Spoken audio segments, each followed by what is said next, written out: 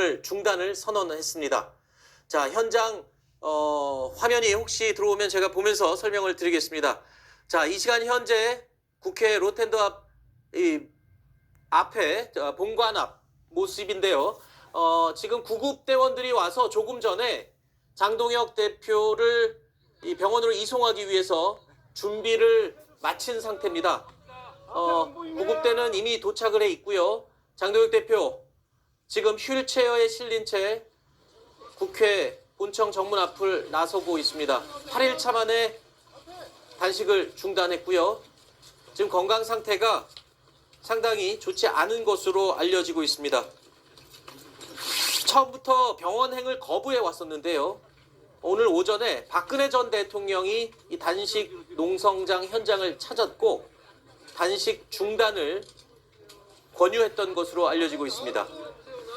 자, 구급대와 함께 병원으로 이송되기 위해서 국회 본청 정문 앞에 지금 이동하고 있는 장동혁 국민의힘 대표의 모습을 보고 계십니다. 구급대가 이동형 휠체어에 장 대표를 싣고 지금 구급차로 이동하는 모습이죠. 자, 오늘 오전까지만 해도 병원행을 적극 권유를 했었습니다. 하지만 이 본인이 병원을 끝까지 가지 않겠다고 버텼고요. 하지만 박근혜 전 대통령이 방문해서 이 단식 중단을 권유를 했었고, 자, 지금 구급차로 탑승하기 직전의 모습입니다. 자, 이동형 휠체어 지금 침대형으로 지금 위치를 바꾸고요. 구급차에 싣기 직전입니다. 오늘 오전까지만 해도 또 SNS에 자필 문구를 써서 올리기도 했었는데요.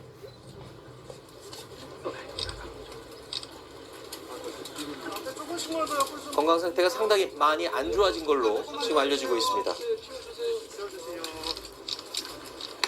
자, 오늘 구급차에 탑승하기 위해서 준비하기 직전에 단식 중단을 선언하면서 장동혁 대표가 언론사 카메라 앞에서 한마디 했는데요. 지금 저 장면을 더 보고 제가 그 목소리 제가 전해드리도록 하겠습니다. 이 시각 현재 국회 본청 앞 모습 실시간으로 보고 계십니다. 구급차에 실리는 장동혁 국민의힘 대표의 모습입니다. 단식 8일차 만에 단식 중단을 선언했습니다.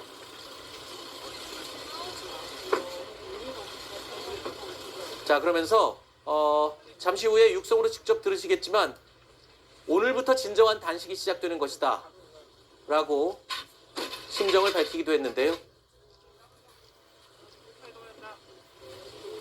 자, 그러면 오늘 단식 중단을 선언한 직후에 우리 기자들에게 했던 장동혁 대표의 목소리를 직접 한번 들어보겠습니다.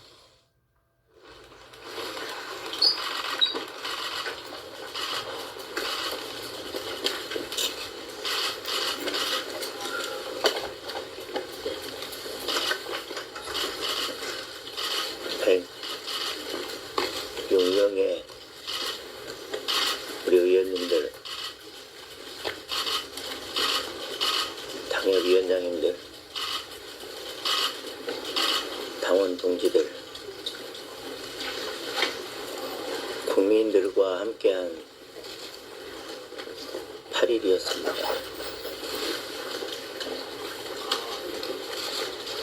함께해 주신 모든 분들께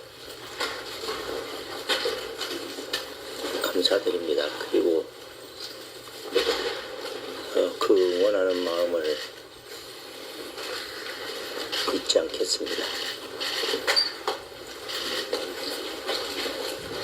저는 더 길고 큰 싸움을 위해서 오늘 단식을 중단합니다. 그러나 부패한 이재명 정권과 더불어민주당의 폭정을 향한 국민의 탄식은 오늘부터 들불 불꽃처럼 타오를 것입니다.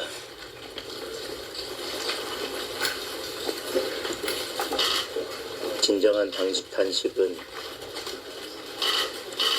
오늘부터가 시작입니다. 여기까지 하겠습니다.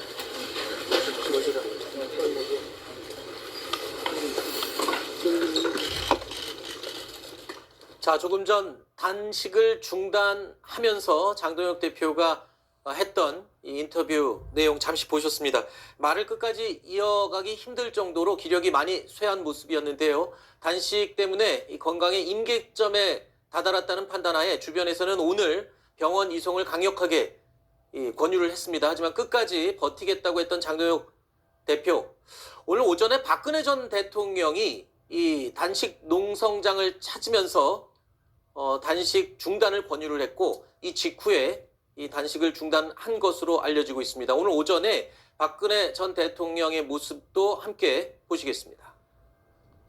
물론 소금만 드시면서 한입째 이렇게 단식을 하신다는 거 많은 걱정을 했습니다. 정부 여당이 이렇게 대표님의 단식에도 불구하고 아무런 반응을 하지 않는 거, 이것은 정치 도의상 있을 수 없는 일이라고 생각합니다. 앞으로도 더 많은 어려움이 있을 수 있겠죠.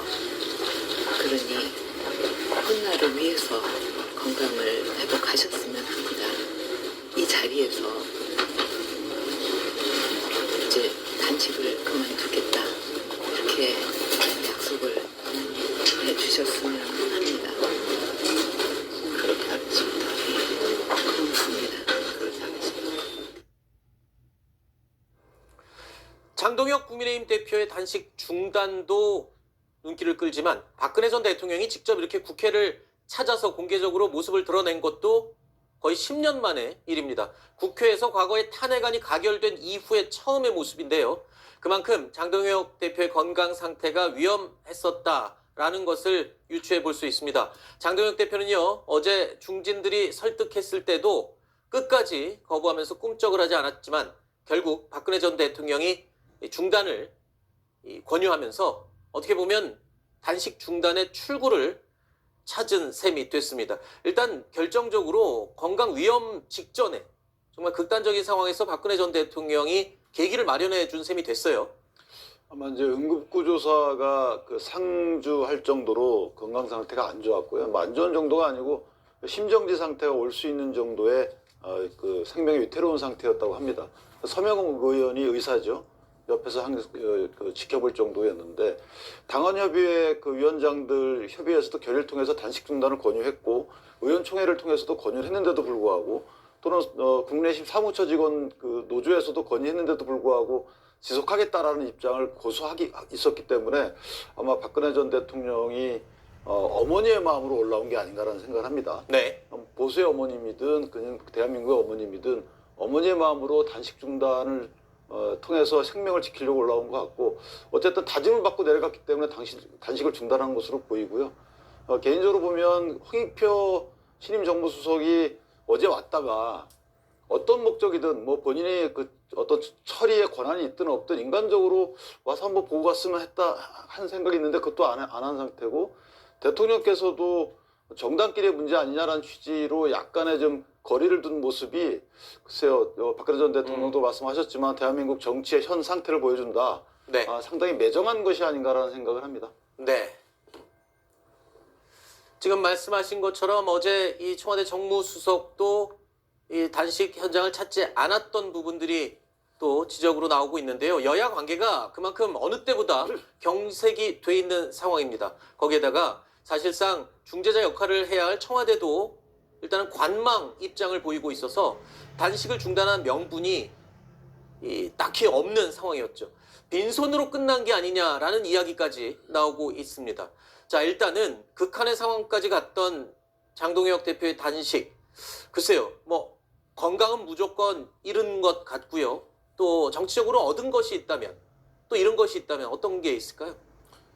이제 목숨을 걸고 한 일인데 득실을 얘기하는 것이 사실 좀 이제 송구하긴 합니다만은 네. 얻은 것은 전 이제 박근혜 전 대통령과 이준석 대표의 말에서 네. 찾을 수 있다고 생각하는데, 박근혜 대통령께서 국민들이 다 진정성을 인정했다라는 것이지 않습니까? 저 모습 하나하나 장면들 거의 24시간 이제 생중계되는 모습을 보면서 이게 진짜인지 가짜인지 국민들께서 다 판단을 하시거든요.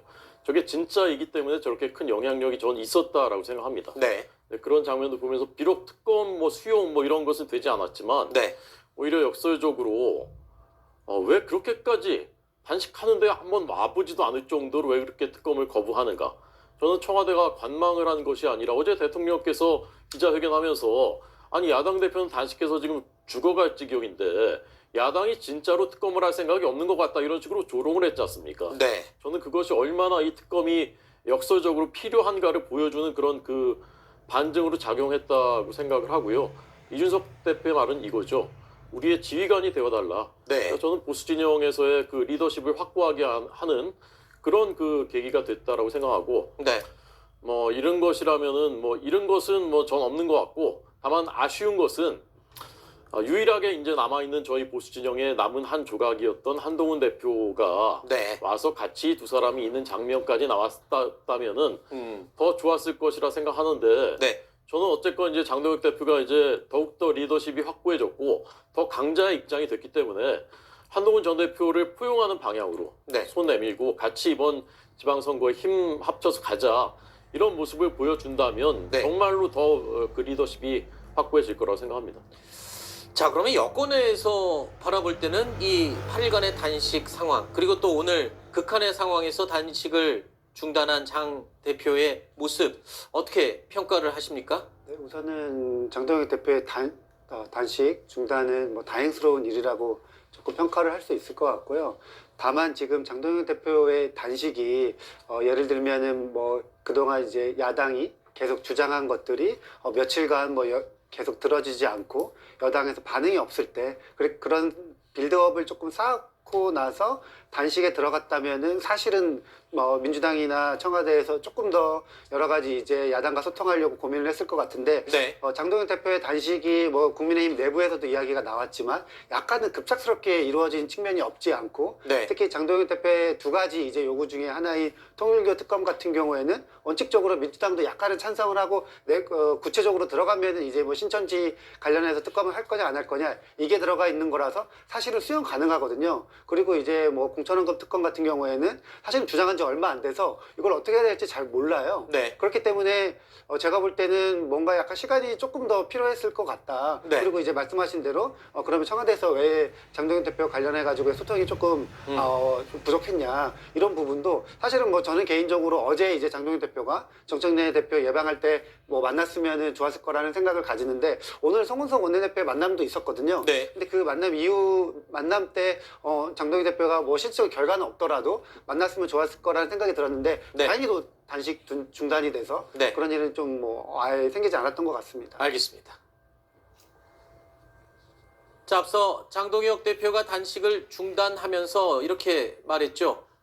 진정한 단식은 지금부터 시작이다. 그리고 앞으로 더 큰 투쟁을 위해서 준비를 하겠다. 이런 취지의 발언을 했습니다. 일단 장동혁 대표가 8일 만에 단식을 마쳤고 이로 인한 이제 국민의힘 내부의 결속력이 어떻게 될지, 여론의 움직임은 어떻게 될지 그 향방을 지켜보도록 하겠습니다.